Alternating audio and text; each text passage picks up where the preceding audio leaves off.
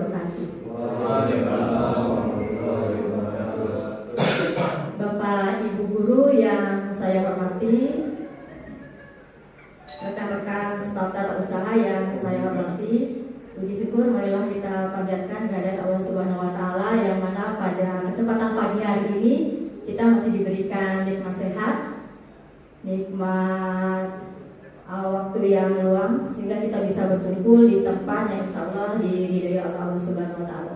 Salawat serta salam semoga tetap tercurah limpahkan kepada junjungan kita Nabi besar Muhammad SAW, pada keluarganya, kepada sahabatnya, dan semoga nanti syafaatnya kita dapat bertemu pula di yaumil akhir nanti. Amin. Bapak, Ibu guru dan staf yang saya hormati, izinkan saya di sini berdiri di hadapan Bapak Ibu untuk menyampaikan diseminasi terkait budaya positif. Ini merupakan ilmu atau materi yang saya dapatkan selama pendidikan guru penggerak. Ini merupakan modul di 1.4 di mana kita diminta oleh pendidikan guru penggerak, khususnya Balai Besar Guru Penggerak dan Kementerian Pendidikan, yang menugaskan kita harus mensosialisasikan kepada rekan-rekan kita untuk bisa mengimplementasikan budaya positif. Ya, ini juga sangat penting buat kita pahami bersama supaya nanti kelak bisa kita terapkan di sekolah kita. Jadi kita akan lanjut saja barangkali Bapak Ibu. Saya izin berdiri saja ya.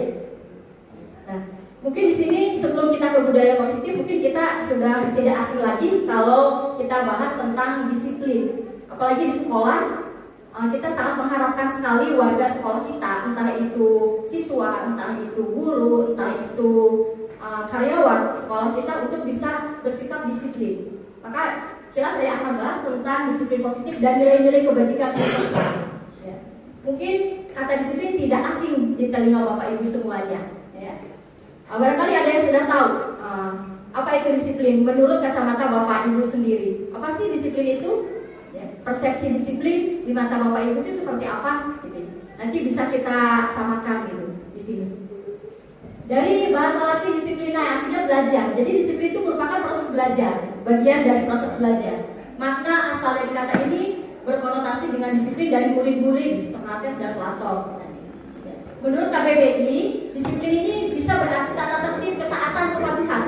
Kepatuhan pada peraturan, mengusahakan supaya menaati dan mematuhi suatu tata tertib. Disiplin ini membuat orang menggali potensinya menuju sebuah tujuan apa yang dia hargai. Namun dalam budaya kita kata disiplin ini sudah berubah menjadi suatu yang dilakukan seseorang pada orang lain untuk mendapatkan kepatuhan. Kecenderungannya hubungan disiplin ini dengan ketidaknyamanan gitu. Padahal peraturan itu dibuat gitu ya untuk membuat lingkungan kita merasa nyaman. Namun kenyataannya pelaksananya justru merasa tidak nyaman, merasa dibatasi ruang geraknya. Ya. Bukan yang kita hargai atau pencapaian suatu tujuan mulia. Ya, berikutnya kita pahami dulu apa itu nilai-nilai kebajikan universal. Karena di balik peraturan yang sudah dibuat, tentunya terdapat nilai-nilai yang ingin dicapai. Tidak semata-mata peraturan itu memiliki tujuan yang negatif, membatasi gitu ya. Namun ada nilai-nilai universal. Kita pahami dulu apa itu nilai kebajikan universal.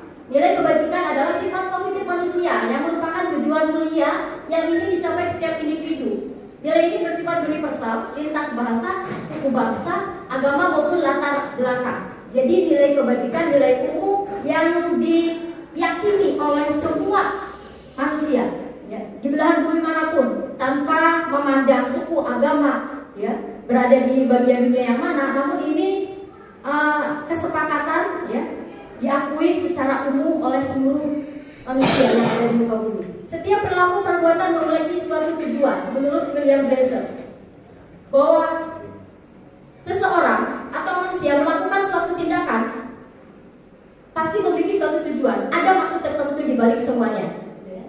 Dengan mengaitkan nilai-nilai kebajikan yang diyakini seseorang, maka motivasi intrinsiknya akan terbangun sehingga menggerakkan motivasi dari dalam untuk mencapai tujuan mulia yang diinginkan. Nah ini. Ada nilai kebajikan yang ingin dicapai setiap anak Indonesia. Kita kenal dengan profil pelajar Pancasila. Ini biasa kita kenal di implementasi kurikulum Merdeka, bahwa target tujuan pendidikan nasional kita adalah membentuk murid-murid kita memiliki karakter atau memiliki profil pelajar Pancasila. Ada 6 nilai profil pelajar Pancasila yang kita harapkan itu tertanam dalam diri murid-murid kita. Ada nilai beriman dan bertakwa kepada Tuhan Yang Maha Esa dan berakhlak mulia. Kemudian anak memiliki kemandirian, anak bernalar kritis, berkebinekaan global, bergotong royong dan kreatif. Ini adalah nilai-nilai kebajikan universal yang kita yakini bersama, yang diakui secara bersama. Berikutnya, kita pahami teori motivasi perilaku manusia. Sebagaimana yang sebelumnya sudah saya sampaikan, tindakan perilaku yang ditunjukkan, yang dilakukan oleh setiap murid-murid kita pasti ada dorongan motivasi yang melatar belakangi kenapa mereka berbuat hal seperti itu. Nah, kita pahami dulu, kita pelajari bersama ibu-ibu, ya, ibu dan bapak, mengenai teori motivasi perilaku manusia. Ada 2 motivasi yang mendorong seseorang melakukan suatu tindakan atau perbuatan. Ada motivasi eksternal, ada motivasi internal. Biasanya motivasi internal, ya, yang mendorong orang untuk melakukan sesuatu, biasanya ada latar belakangnya. Pertama, ada untuk menghindari ketidaknyamanan atau hukuman, ya, sehingga apa yang terjadi apabila saya tidak melakukannya. Jadi seseorang atau murid kita melakukan suatu tindakan, ya, taat terhadap suatu peraturan, disiplin pada suatu peraturan, hanya karena ada motivasi eksternal aja, ya, gitu. Jadi karena takut hukuman, takut konsekuensi, sehingga dia dengan terpaksa mentaati suatu peraturan tersebut. Disiplinnya pun terpaksa. Ada lagi alasan kenapa orang berperilaku untuk mendapatkan imbalan dari orang lain atau institusi. Contohnya, apa yang akan saya dapatkan apabila saya melakukannya? Ya, jadi tindakan seseorang melakukan suatu tindakan perilaku karena dia mengharapkan imbalan, sehingga disiplinnya muncul karena memang ingin imbalan. Entah imbalan itu berupa materi atau imateri. Nah, ini yang disebut dengan motivasi eksternal. Sedangkan motivasi yang ketiga yaitu untuk menghargai diri sendiri. Ya, perilaku seseorang dilatar belakangi karena untuk menghargai dirinya sendiri. Saya akan menjadi orang seperti apa bila saya melakukannya. Nah, ini kedisiplinan muncul, ya, ketaatan yang muncul dari seseorang itu karena memang didorong oleh keinginan dirinya sendiri. Nah, ini disebut dengan motivasi internal, ya. Dan ini tujuan utama dari disiplin positif. Jadi di sini kita berupaya untuk mendorong murid-murid kita, ya, untuk berperilaku, mentaati, ya, kemudian mengimplementasikan disiplin positif, ya, dengan cara memunculkan motivasi intrinsiknya, ya, bukan motivasi eksternalnya, gitu.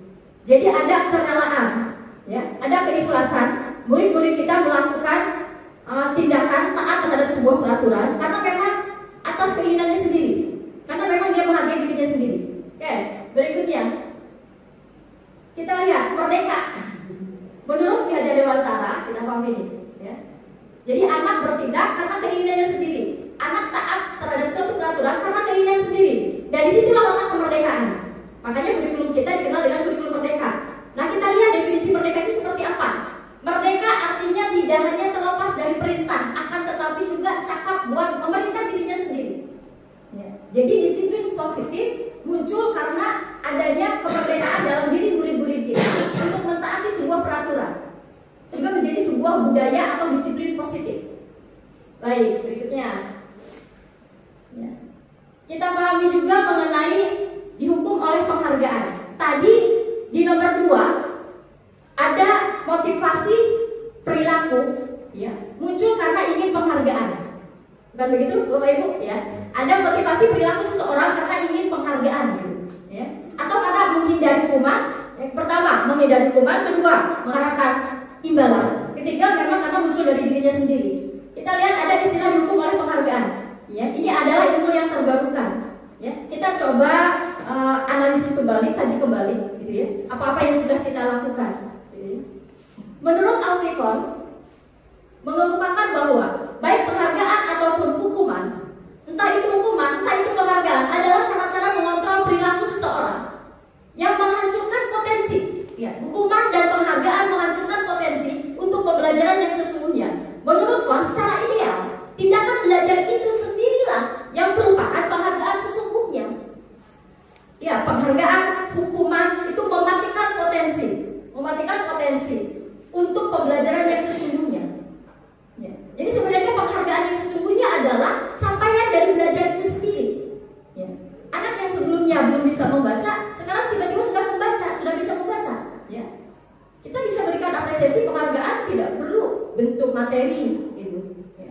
Justru dengan bisa membaca itu adalah suatu penghargaan. Nah, ada beberapa statement pernyataan terkait penghargaan. Ya. Memiliki pengaruh jangka pendek dan jangka panjang. Ya. Kalau kita terbiasa memberikan penghargaan, ini akan berpengaruh. Orang akan merasa ketergantungan terhadap sebuah penghargaan. Pada suatu saat dia melakukan suatu tindakan tanpa ada apresiasi atau penghargaan, ya, itu berdampak, ya, seperti kecanduan, gitu ya. Akhirnya dia tidak bisa mengeluarkan kreativitasnya. Kemudian ada penghargaan tidak efektif. Penghargaan itu sebenarnya tidak kurang efektif, kurang efektif dalam merasa anak-anak untuk lebih mandiri dan lebih kreatif, karena memang target dia hanya untuk mendapatkan penghargaan saja.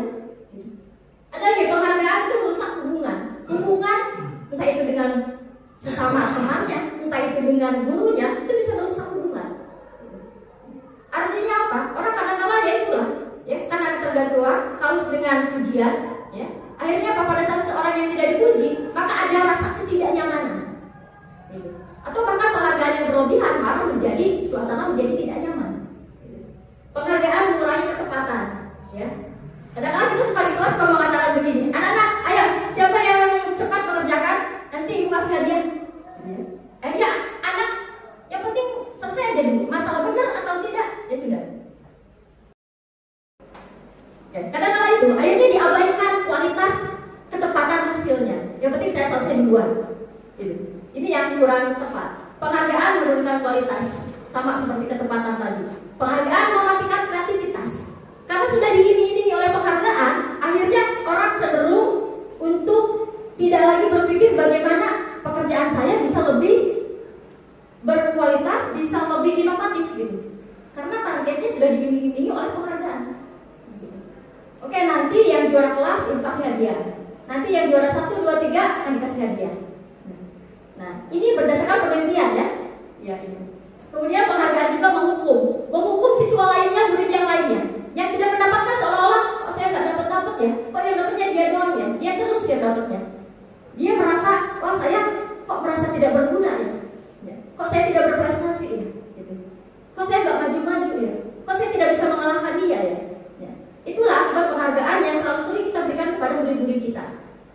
Penghargaan juga mengurangi motivasi dari dalam instruksinya, kurang ya, karena orang cenderung, murid-murid kita cenderung yang dicapai adalah penghargaannya.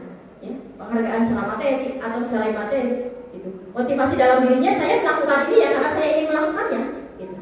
Karena saya ingin menghargai diri saya sendiri ya. Oke, berikutnya kita lihat bentuk program kebajikan atau beberapa apresiasi ya.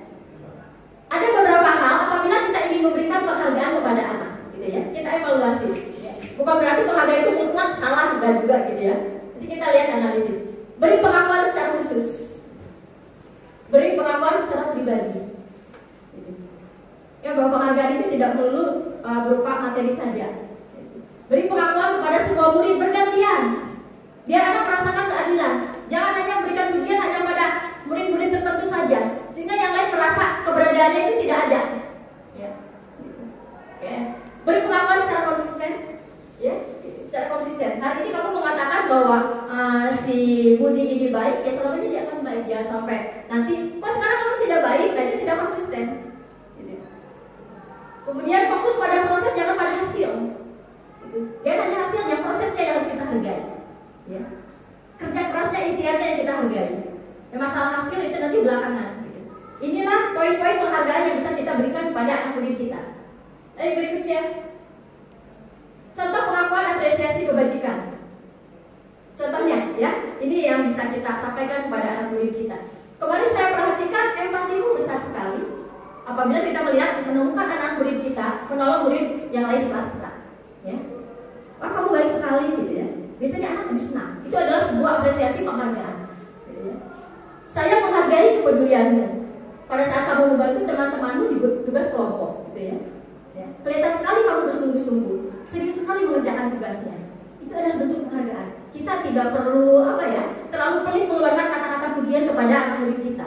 Biasanya anak-anak lebih senang, lebih sangat dihargai gitu. Dengan memberikan apresiasi berupa ucapan-ucapan positif gitu. Terima kasih untuk rasa tanggung jawabmu. Terima kasih ya sudah bantu temanmu Terima kasih sudah menyelesaikan tugasnya tepat waktu. Luar biasa, bagus sekali tugasnya hari ini. Ya. Nah, itu adalah bentuk-bentuk penghargaan yang bisa kita berikan kepada murid-murid kita. Ya. Berikutnya, ada perbedaan hukuman dan konsekuensi. Ya. Terkait disiplin positif, kita tidak akan lepas dari yang namanya hukuman. Ya. Ada penghargaan, ada juga konsekuensi. Kita lihat tindakan guru di sini. Mencatat 100 kali di dalam buku kalimat. Saya tidak akan terlambat lagi karena terlambat di sekolah. Ya. Beberapa konsekuensi atas pelanggaran tindakan anak-anak kita yang tidak mentaati peraturan kelas maupun peraturan sekolah. Kadang-kala kita sebagai guru suka memberikan hukuman. Hukumannya kadang-kala secara langsung ataupun secara tidak langsung. Ya. Kita pahami bahwa ada yang namanya hukuman, ada yang namanya konsekuensi. Ya. Coba kita analisis sama-sama. Apa sih? Apakah selama ini kita memberikan hukuman atau kita memberikan konsekuensi? Dan baiknya kita memberikan konsekuensi atau hukuman kepada murid-murid kita yang tidak disiplin, yang cenderung melanggar peraturan. Ini contoh seperti ini. Mencatat 10 kali dalam buku. Ya. Saya tidak akan terlambat lagi. Contoh kalau kita menemukan anak-anak kita yang terlambat hadir di kelas, terlambat di sekolah, ya. Apakah ini termasuk ke dalam hukuman atau konsekuensi? Kemudian lari mengelilingi lapangan basket 2 kali karena terlambat hadir di sekolah. Atau kita bahas satu dulu deh ini. Mencatat 100 kali dalam buku. Saya tidak akan terlambat lagi. Menurut Bapak Ibu ini masuk hukuman atau konsekuensi? Oh ya. Apa itu?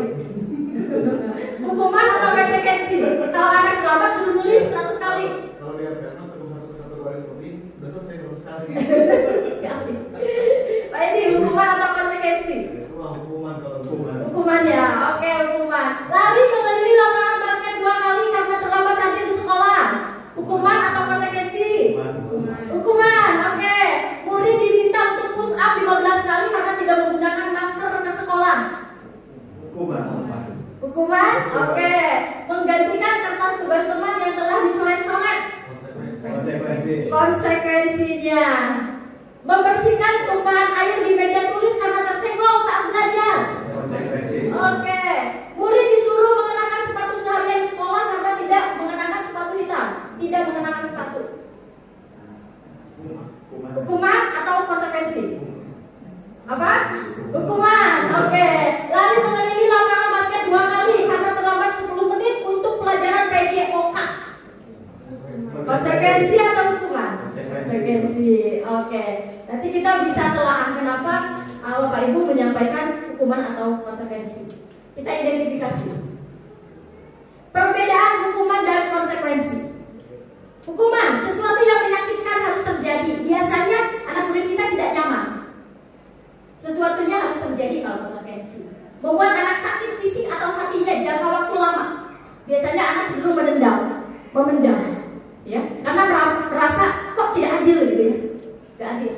Membuat anak merasa tidak nyaman kalau konsekuensi. Seperti tadi pada saat dia nyenggol air, dia harus membersihkan. Memang dia tidak nyaman tapi jangka pendek. Kemudian anak benci kedisiplinan. Akhirnya membuat anak menjadi benci. Apaan sih peraturannya? Ya begini amat peraturannya. Anak cenderung membenci kedisiplinan. Tapi kalau melalui konsekuensi, anak cenderung menghargai disiplin karena dia tahu apa yang dia lakukan dia harus pertanggungjawabkan. Ya. Hukuman cenderung paksaan, kalau konsekuensi stimulus atau tanggapan. Hukuman mendorong anak menyakiti dirinya sendiri, menyalahkan dirinya sendiri. Oh iya ya, saya salah. Ya. Dan ini bisa merusak mental anak-anak kita. Kalau konsekuensi mendorong anak mudah menyesuaikan diri. Ya. Dia tahu bagaimana harus menyelesaikan masalah ini. Konsep diri yang buruk kalau hukuman itu. Sedangkan konsekuensi, konsep diri yang baik. Karena anak tahu, ya, saya telah melakukan salah, saya harus memperbaikinya. Anak belajar menyembunyikan kesalahan, ya. Karena apa? Ini karena hukuman. Menyembunyikan kesalahan karena tak takut dihukum. Tidak ngaku dia. Karena dihukum, akhirnya dia cenderung menyembunyikan dan tidak ngaku. Akhirnya dia beralasan berbohong. Ya. Mental bohong inilah yang harus kita hindari. Sedangkan kita mengharapkan anak-anak kita memiliki nilai kejujuran. Tapi karena ada hukumannya, akhirnya mendorong anak untuk berbohong. Kenapa? Karena dia menutupi kesalahannya, tidak jujur. Hukuman membuat rasa marah, bersalah, dipermalukan, ya. Rasa tidak dihargai dengan menghukum anak-anak kita. Makanya kita evaluasi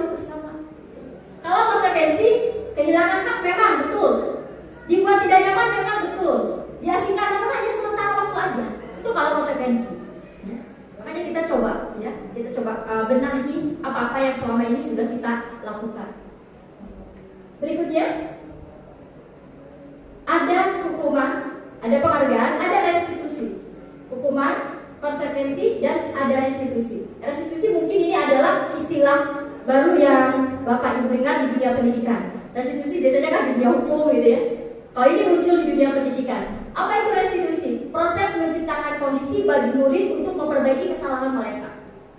Ya, bahwa kita perlu menggarisbawahi bahwa anak-anak kita hadir di sekolah, di tengah-tengah kita, tujuannya adalah untuk mendapatkan pembelajaran dan pengajaran.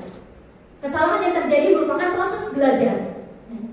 Nah, dengan adanya restitusi, ya, kita bisa menciptakan kondisi murid memperbaiki kesalahan mereka. Ya. Orang belajar pasti tidak luput dari yang salah. Makanya anak-anak kita belajar sehingga mereka bisa kembali pada kelompok mereka dengan karakter yang lebih kuat. Ya. Pada saat dia menjalani hidup, ya, pada saat proses sekolah dia mengalami ada kesalahan, ada kekeliruan, itu kan hal yang lumrah. Ya, gitu. Maka dengan restitusi kita bisa meluruskan, ya, anak-anak kita untuk bisa kembali ke jalurnya, ke proses belajarnya, ya, kembali ke jalur kedisiplinannya. Tindakan restitusi juga merupakan proses kolaboratif yang mengajarkan murid untuk mencari solusi. Ini kita garis bawahi. Tindakan restitusi, ya, untuk mendisiplinkan anak-anak kita, ya, ke arah disiplin positif. Ya. Dengan teknik restitusi, kita bisa mencari solusi, mengajarkan anak mencari solusi untuk memecahkan masalah mereka, membantu murid berpikir tentang orang-orang seperti apa yang mereka ingin menjadi tujuan mulia. Dan bagaimana mereka harus memperlakukan orang lain. Ini tindakan restitusi atau perbaikan yang bisa kita lakukan, berikan kepada anak-anak kita apabila memiliki kesalahan. Apabila mereka melakukan kesalahan, tindakan yang salah, melanggar peraturan, ya, kita bisa melakukan tindakan restitusi. Tujuannya ini. Oke. Ini ada identitas gagal, identitas sukses. Ya. Atas segala tindakan anak-anak murid kita, ya, yang melakukan kesalahan, kita bisa memberikan hukuman, konsekuensi, atau restitusi. Hukuman, konsekuensi, restitusi. Nah ini. Oke, ini aja deh salah satu contoh aja ya, Pak Laude. Nah, contohnya hukuman cenderung negatif, konsekuensi cenderung netral, restitusi cenderung positif. Nah ini. Kemudian saya ambil garis besar ya, hukuman cenderung dibuat oleh guru. Ya, jadi satu pihak satu arah dan terlalu dipaksakan. Sedangkan konsekuensi dibuat oleh guru dan murid berdasarkan kesepakatan. Oke, peraturannya seperti ini. Kalau dilanggar kira-kira bagaimana? Nah, ada muncul kesepakatan. Itu namanya konsekuensi. Ya, jadi istilahnya ada tawar menawar. Supaya apa? Tidak satu arah tapi dua arah. Lebih kepada diskusi. Ya.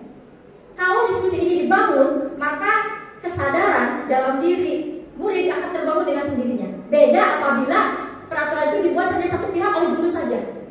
Akhirnya terlalu memaksakan. Anak pun dalam mentaatinya pun seolah-olah terpaksa. Ya. Namun dengan adanya konsekuensi, ya, dibuat bersama, maka biasanya muncul. Ini kan konsekuensi dibuat kesepakatan bersama. Ya, masa saya yang buat, saya yang melanggar. Ya. Sedangkan restitusi dibuat oleh murid atau anak. Restitusi dibuatnya oleh murid. Nah, kita tinggal memilih role yang mana. Nah, ini sebagian kecil aja deh, ya, terkait perbedaan antara hukuman, konsekuensi, dan restitusi. Berikutnya, ada 9 ciri-ciri restitusi apabila kita mau mengambil langkah restitusi. Pertama, bukan untuk menebus kesalahan. Ya. Kita kan tadi sudah identifikasi hukuman apa sih kelebihan kekurangannya, konsekuensi apa kelebihan kekurangannya, restitusi apa. Tinggal kita mau memilih yang mana, pilihan terbaik kita dalam menyelesaikan setiap tindakan perilaku yang dilakukan oleh anak murid kita. Ya. Apabila kita memilih restitusi sebagai jalan terbaik, pilihan yang terbaik, maka ini ciri-cirinya. Ya. Restitusi untuk menebus kesalahan, bukan menebus kesalahan, namun belajar dari kesalahan. Kita mendorong anak-anak kita belajar dari kesalahannya. Ya. Kemudian memperbaiki hubungan, ya. Hubungan antara guru dengan murid, hubungan antara murid dengan sekolah. Hubungan murid dengan rekan-rekannya, teman-temannya, lingkungan kelasnya, lingkungan sekolahnya. Kemudian restitusi tawaran bukan paksaan. Menawarkan.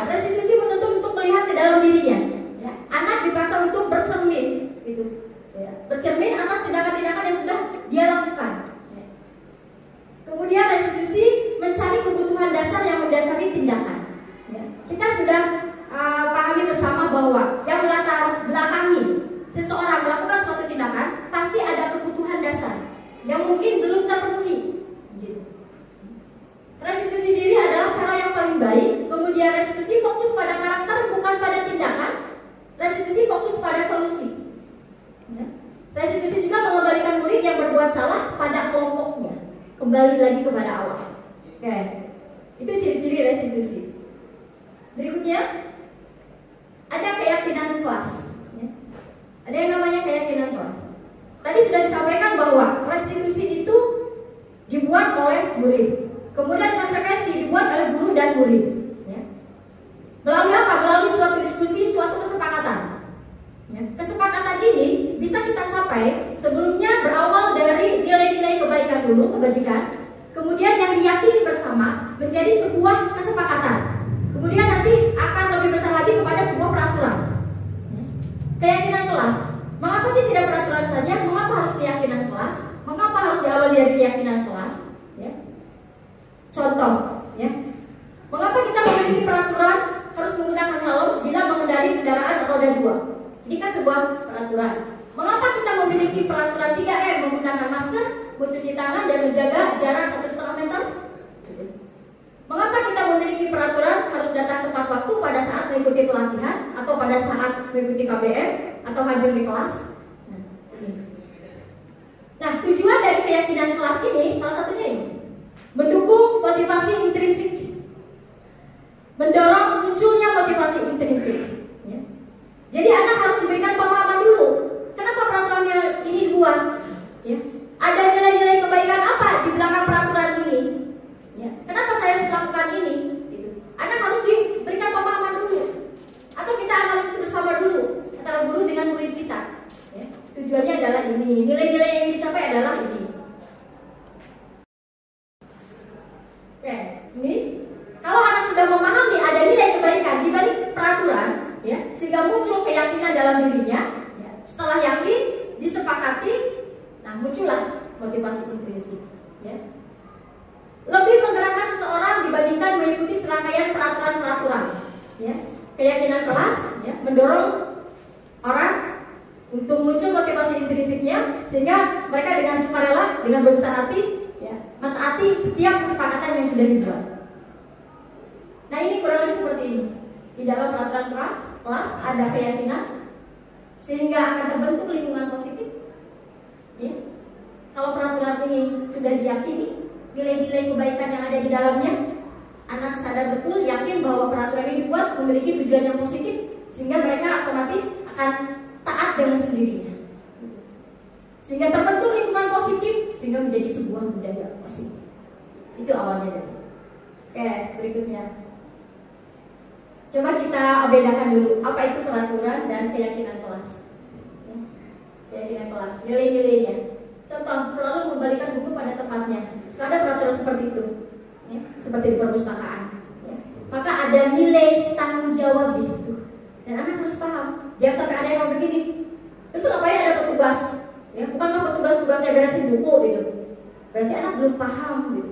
Apa nilai kebaikan di dalamnya. Kemudian keyakinan kelas apa yang ingin dicapai dari peraturan ini. Dilarang mengganggu orang lain. Maka keyakinan kelas yang ingin dicapai adalah menghormati orang lain. Ya, di balik keyakinan kelas ada keyakinan kelas. Ya. Hadir di sekolah 15 menit sebelum pembelajaran dimulai. Nilainya apa? Keyakinan kelasnya apa? Menghormati orang lain dan ada komitmen. Ya. Dilarang melakukan kekerasan. Kenapa kita tidak boleh melakukan kekerasan? Kenapa kita tidak boleh menyakiti orang lain? Ya. Kenapa? Ada tujuannya yang ingin dicapai. Ya. Nilai keyakinannya adalah keselamatan, menghormati orang lain. Dilarang menggunakan narkoba. Ya. Apa sih tujuannya? Gitu ya. Tujuannya yang dicapai adalah kesehatan. Ya. Bergantian atau menunggu giliran, antri, gitu ya, budaya antri. Tujuannya apa? Menghormati orang lain dan melatih kita untuk lebih bersabar. Ini keyakinan ini yang harus kita lakukan dan disepakati. Ya.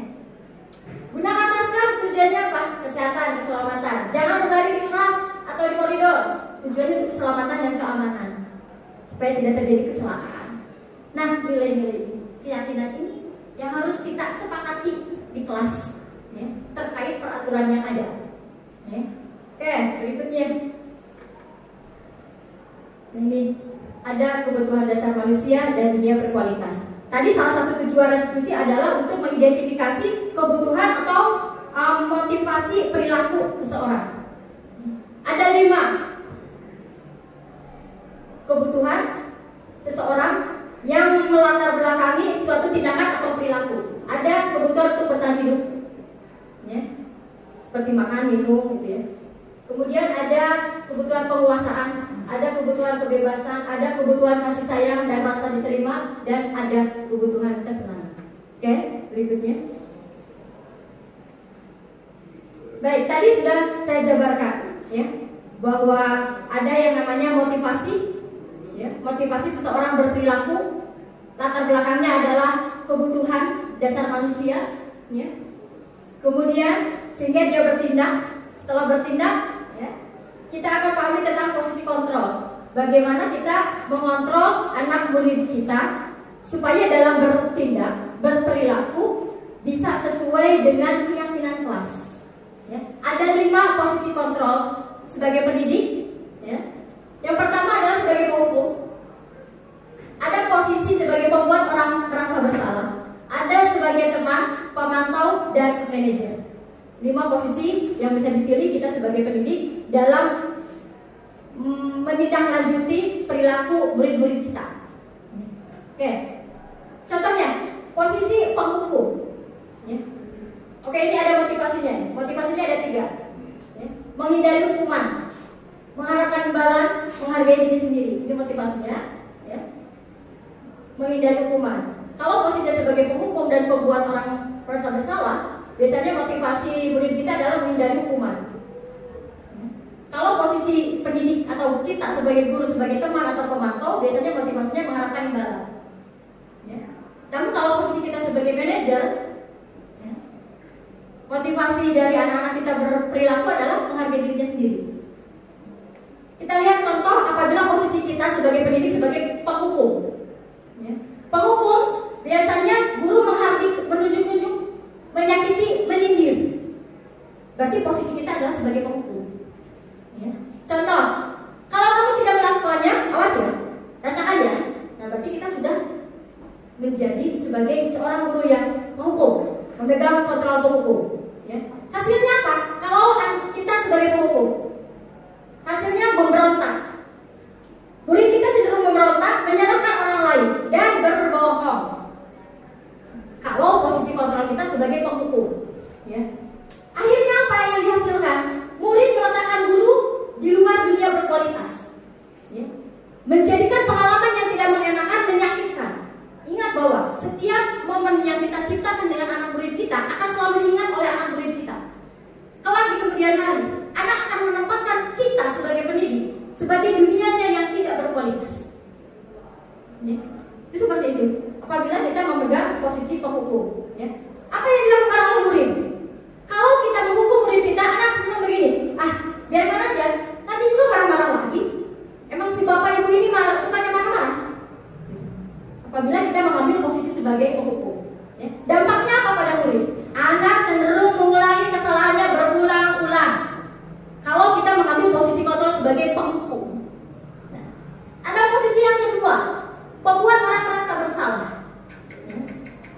Contohnya apa yang dilakukan oleh guru? Berceramah dan mengatakan, seharusnya kamu gak melakukan ini. Ibu kecewa deh sama kamu. Kenapa kamu melakukan ini? Nah ini, gurunya berkata apa lagi? Kamu seharusnya sudah tahu. Ibu lelah sekali mengatakannya. Ibu stres. Menghadapi kamu begini terus. Kamu gak kasihan apa sama ibu? Nah, akhirnya apa? Anak merasa, kok saya jadi membuat ibu Mela jadi sedih ya? Jadi anak merasa menyalahkan dirinya sendiri, membuat anak merasa bersalah. Akhirnya apa? Hasilnya anak cenderung menyembunyikan tindakannya, menyangkalnya, dan berbohong. Kemudian bagaimana posisi nanti di kemudian hari? Murid meletakkan guru di luar dunia yang berkualitas. Sehingga jangan nyala-nyala ke orang. Saya selalu salah, saya selalu membuat kecewa, tidak membanggakan bapak ibu guru. Ada itu yang didapat, ya. Kemudian apa yang akan murid katakan? maafkan saya Bu, maafkan saya Pak gitu. Ya. Terus akhirnya apa? Dampak mental pada anak didik kita. Mereka akan merasa rendah diri, merasa oh saya tidak berguna gitu. Kok saya salah terus ya? Karena apa? Dibuat merasa bersalah oleh bapak ibu gurunya gitu. Atas tindakan yang sudah dia lakukan, atas kesalahan yang sudah dia lakukan. Kalau posisi kita sebagai pembuat orang merasa bersalah. Terus bagaimana kalau posisi kita sebagai guru menjadi teman? Gitu. Ini contohnya, ya. Guru membuat alasan-alasan untuk muridnya, cenderung membela murid-muridnya. Contohnya, ayolah, lakukan demi ibu ya. Ya, kamu bisa kok, ya. Terus, masa kamu tidak mau? Ya, ingat, ya. Dulu kan pernah ibu bantu. Ingat tidak? Ibu kan pernah bantu, gitu ya. Jadi memposisikan gurunya sebagai teman kepada anak murid kita. Ya. Akhirnya apa dampaknya? Kita lihat hasilnya. Kalau posisi kita sebagai teman, anak cenderung ketergantungan terhadap kita. Kemudian posisinya apa? Murid meletakkan guru sebagai orang yang sangat penting di dunianya. Tadi bapak ibu guru mah teman, wah balas sama saya, selalu dibela saya. Kalau memposisikan kita sebagai teman untuk anak murid kita, ya. Kemudian murid berkata apa? Ya. Saya pikir bapak ibu teman saya, ternyata kok bapak ibu begitu. Karena mungkin kita tidak selamanya bisa menyenangkan hati mereka. Kemudian dampak pada murid apabila posisi kita sebagai teman buat anak murid kita lemah.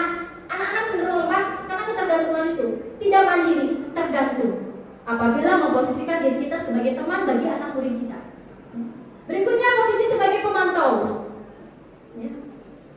Posisi sebagai pemantau biasanya kecenderungannya guru menghitung dan mengukur. Ya, contohnya apa yang dikatakan oleh guru? Coba apa peraturannya? Ya, peraturannya apa? Kalau kamu tidak fokus belajar di kelas, kalau kamu ketinggalan pelajaran, ya, apa konsekuensinya? Apa peraturannya? Ya. Hasilnya apa? Siswa cenderung menyesuaikan diri bila diawasi. Memantau artinya gurunya memantau. Baik, sekarang istirahat, sekarang kamu skip istirahatnya. Ya, silahkan selesaikan tugas-tugasnya yang belum diselesaikan. Jadi kamu tidak diizinkan untuk istirahat. Ya, ibu tunggu nanti hasil pekerjaannya di kantor. Ya, itu berarti guru sebagai pemantau, mengendalikan murid-murid kita. Nah, posisinya murid meletakkan guru dan peraturan dan hukum di dunia berkualitas. Ya. Kemudian apa yang dikatakan oleh murid? Berapa banyak bintang yang saya harus peroleh? Nah, biasanya kalau di TK-TK anak yang sudah melakukan perbuatan baik dikasih bintang gitu ya. Kemudian berapa halaman yang harus saya tulis Bu? Biasanya anak mengatakan hal seperti itu. Dampak pada murid menitik beratkan pada sanksi atau hadiah untuk dirinya. Jadi ada rewardnya atau ada sanksinya. Kalau posisi kita sebagai pemantau. Dan yang terakhir posisinya sebagai manajer. Apabila kita mengambil posisi sebagai manajer dalam mengendalikan, mengontrol setiap tindakan anak-anak kita, ya, maka guru bisa melakukan contohnya mengajukan pertanyaan-pertanyaan, ya, menggali dari murid kita. Ya. Contohnya, apa yang kita yakini? Apa yang bisa kamu kerjakan untuk memperbaiki masalah ini? Menurut kamu, tindakan kamu itu sudah betul atau tidak? Ya. Kenapa kamu melakukan itu? Nah, itu dibuat pertanyaan-pertanyaan. Jadi kita tidak melulu menghakimi anak-anak kita. Apabila anak kita melakukan kesalahan, tanya, gitu. Kenapa kamu melakukan itu? Ya. Alasannya apa? Gitu. Ya, tanya dulu. Ya. Kemudian akhirnya apa posisinya? Murid meletakkan dirinya sebagai individu yang positif dalam dunia yang berkualitas. Karena apa? Dia diajak diskusi, tidak menghakimi. Ya. Kemudian murid akan berkata apa? Bagaimana caranya saya bisa memperbaiki keadaan ini, Bu? Terus saya harus bagaimana? Apa yang harus saya lakukan untuk menebus kesalahan saya, untuk memperbaiki tindakan saya? Dampak pada murid apabila kita memposisikan kita dan anak kita sebagai manajer adalah mengevaluasi diri, bagaimana cara memperbaiki diri. Ya. Jadi justru solusi itu datangnya dari murid itu sendiri. Kita sebagai guru hanya mendorong anak untuk menemukan solusinya. Sebenarnya jawaban atau solusi itu ada pada diri anak itu sendiri. Peran kita adalah untuk mendorongnya supaya solusi itu bisa dicari. Nah, itu posisinya ada 5 posisi kontrol guru apabila kita menindaklanjuti anak murid kita yang melakukan suatu kesalahan. Oke? Bapak Ibu, kita sambil diskusi aja nanti ya. Kalau memang dibutuhkan untuk berdiskusi, silahkan sampaikan saja secara langsung. Baik, berikutnya.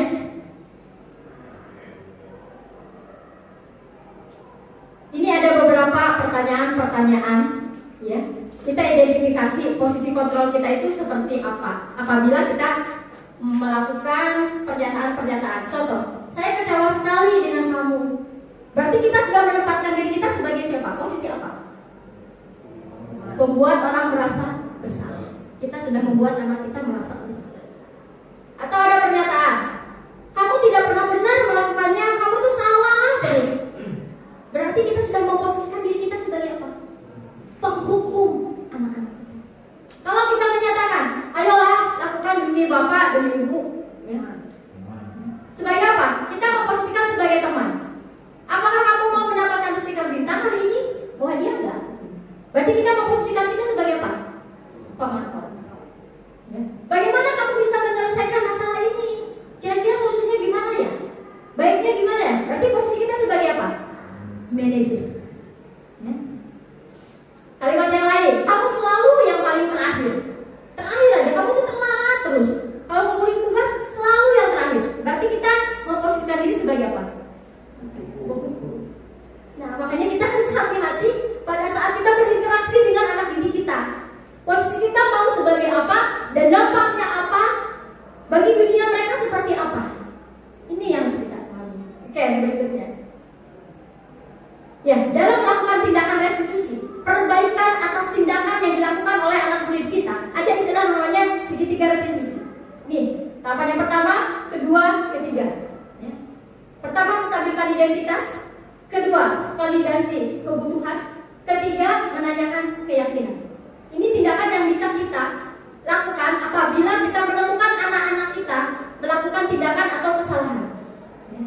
Dalam menstabilkan identitas, setiap orang pernah melakukan kesalahan. Biasanya anak kalau sudah melakukan kesalahan, pasti dia berkecamuk dalam dirinya, gitu ya. Dia pasti tidak tenang. Maka tugas kita adalah menstabilkan identitasnya, membuat dia nyaman, tenang dulu. Ya. Kita bisa melakukan tahapan-tahapan seperti ini pada saat kita menemukan anak sudah. Baik, lanjutkan. Ini beberapa pertanyaan lainnya untuk mengintervensi 30 detik untuk anak-anak kita. Ya, kapan kamu siap untuk mulai? Peraturannya apa? Sepertinya kamu punya masalah. Apakah bisa ibu bantu? Apakah bisa bapak bantu? Ini, ya.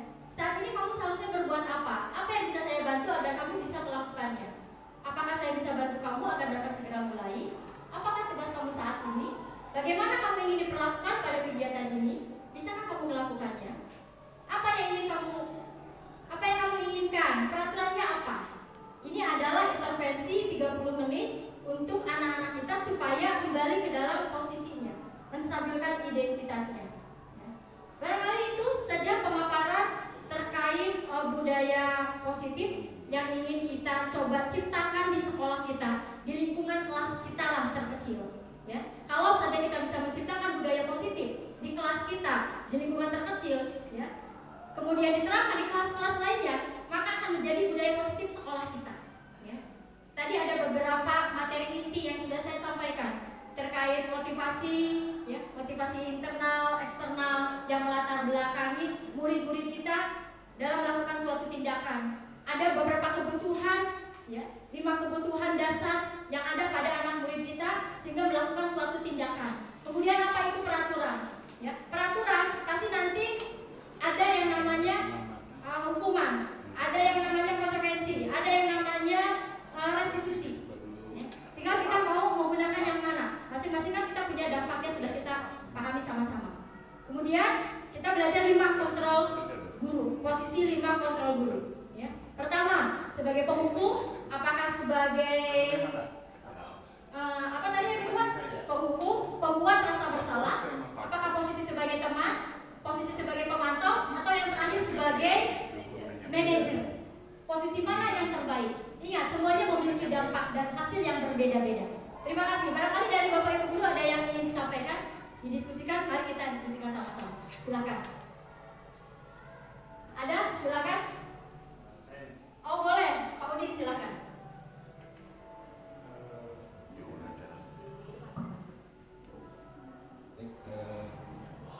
Assalamualaikum warahmatullahi wabarakatuh. Terima kasih Bu Mela, ini presentasi yang luar biasa Ibu terkait dengan penerapan budaya positif di lingkungan sekolah kita Bu ya. Tadi saya menyimak ada 3 hal yang sebetulnya dari 3 itu yang sudah terbiasa baru 2 Bu. Yang pertama adalah terkait dengan hukuman. Jadi guru seringkali melakukan hal tersebut ini mungkin didasari karena ketidaktahuan Bu. Kemudian yang kedua, guru juga ada yang menerapkan konsekuensi. Akan tetapi ini berdasar dari kesepakatan awal dulu mungkin kalau namanya konsekuensi. Dan yang ketiga, guru yang berposisi sebagai manajer ini cenderung melakukan restitusi. Nah, ada 2 pertanyaan yang saya tanyakan. Yang pertama, dalam melakukan restitusi ini apakah semua siswa harus dilakukan restitusi ataukah hanya sebagainya saja? Lalu pertanyaan kedua, dalam melakukan restitusi ini kan harus terjadi komunikasi 2 arah Bu. Artinya kita sebagai guru dengan siswa komunikasinya enak. Nah, akan tapi ada kendala mungkin tidak semua siswa itu interaktif. Ada sebagian siswa yang pasif atau cenderung pemalu mungkin Bu, pemalu sehingga dia ketika dilakukan restitusi itu diam, atau juga bisa jadi ada sebagian murid yang pada saat direstitusi berbohong, gitu ya. Nah, bagaimana caranya kita menghadapi murid tersebut? Terima kasih Bu, 2 pertanyaan saja. Assalamualaikum warahmatullahi wabarakatuh. Waalaikumsalam. Baik, terima kasih Pak Udin atas pertanyaannya. Terkait tadi ada yang namanya hukuman, ada konsekuensi, kemudian ada restitusi, perbaikan gitu ya. Makanya berawal dari kesepakatan atau keyakinan kelas dulu yang harus dibangun. Di kelas kita coba ciptakan suasana kelas yang nyaman. Kemudian sampaikan nilai-nilai kebajikan. Nilai kebajikan apa? Nilai-nilai universal yang ingin dicapai dari suatu peraturan. Sehingga dari keyakinan kelas muncul kesepakatan atau keyakinan kelas. Dan anak diinformasikan tentang konsekuensinya. Mungkin berangkatnya harus dari sana dulu Pak. Kalaupun memang sudah tercipta peraturannya itu sendiri, ya memang seharusnya kan disosialisasikan terlebih dahulu dan disampaikan konsekuensinya kepada anak-anak. Mungkin pada saat MPLS itu, nah ini penting disampaikan kepada anak-anak kita. Bagaimanapun juga kan kita berperan untuk menciptakan lingkungan sekolah kita nyaman. Di awal anak-anak masuk ke sekolah kita sampaikan seperti ini peraturan-peraturannya, gitu ya. Kemudian nilai-nilai kebajikan apa yang ingin dicapai dari tiap-tiap peraturan. Jadilah keyakinan, anak paham betul sehingga muncul motivasi intrinsiknya. Apabila tidak dipahami, ya, apabila ada pelanggaran, konsekuensinya apa, gitu ya. Kemudian hukumannya seperti apa? Pasti ada tahapan-tahapannya. Ya. Mungkin dari bagian kesiswaan, dari BPBK, ini perlu menyampaikan kepada anak-anak kita pada saat anak itu awal masuk ke sekolah. Jadi tidak tiba-tiba kemudian anak dikena hukuman. Pada saat anak melanggar, kita kembalikan dulu, gitu, ya. Kamu tahu nggak apa yang sudah kamu lakukan? Apakah harus dilakukan restitusi? Seharusnya sih bisa saja, tapi tidak perlu harus 3 tahap itu. Mungkin bisa hanya 2 tahap, 1 tahap saja yang dilakukan. Memang kan kita ada 3 tahap restitusi lamanya. Menstabilkan identitas, kemudian memvalidasi kebutuhan, dan menanyakan keyakinan. Tidak perlu 3-tiganya kita terapkan. Jadi kita situasional saja, kita menyesuaikan. Pada saat anak melanggar, seperti apa tahapannya tetap kita jalankan. Ya, kenapa kabur rambutnya gondrong? Sudah tahu nggak peraturannya? Konsekuensinya apa? Alasannya apa? Kenapa belum cukur rambut? Tidak langsung kita eksekusi. Itu kalau menurut saya pribadi seperti itu Pak Udin.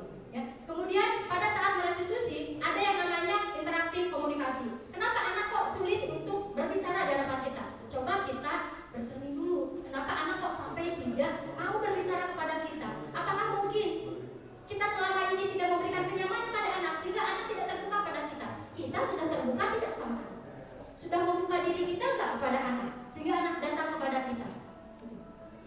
Anak kok tidak mau terbuka sama kita? Kenapa anak cenderung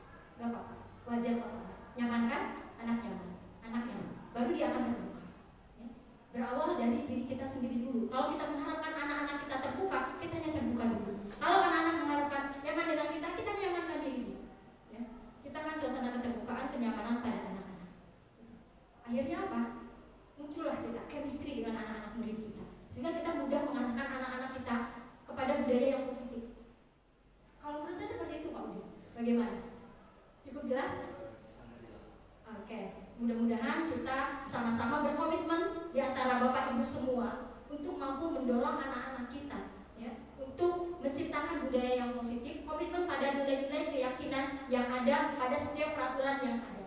Sehingga anak taat, anak disiplin, anak patuh itu muncul karena memang dari motivasi intrinsiknya, bukan karena keterpaksaan.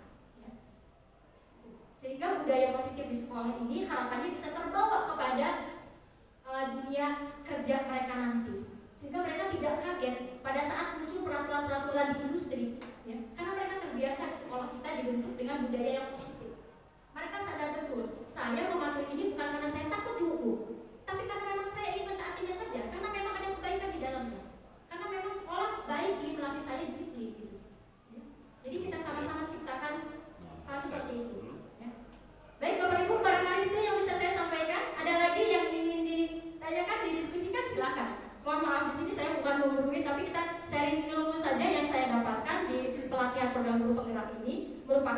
Ini adalah ilmu terbarukan, mudah-mudahan membuka mindset kita sebagai pendidik, sebagai guru, bagaimana kita harus bersikap terhadap anak murid kita, ya, untuk mencapai pendidikan yang merdeka, merdeka belajar, merdeka mengajar, anak ditempatkan di posisi yang merdeka, nyaman, seperti itu. Barangkali kalau tidak ada yang ingin disampaikan, saya tutup saja pemaparan diseminasi budaya positif kali ini. Terima kasih Bapak Ibu atas kesediaan waktunya, atas kehadirannya. Wabillahi taufiq wal hidayah. Wassalamualaikum warahmatullahi wabarakatuh.